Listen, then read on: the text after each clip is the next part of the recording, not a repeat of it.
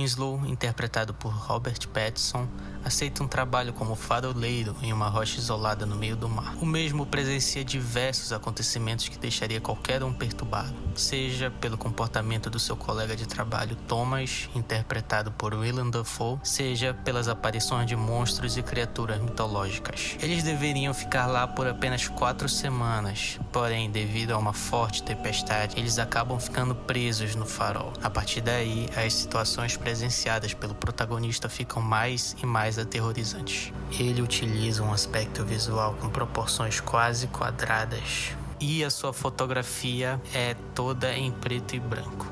Tudo isso confere ao filme um aspecto visual que remete a filmes antigos. O Farol é um terror psicológico que se inspira em clássicos do cinema e da literatura. Tudo isso para criar uma ambientação sinistra e claustrofóbica, e vale a pena ser assistido.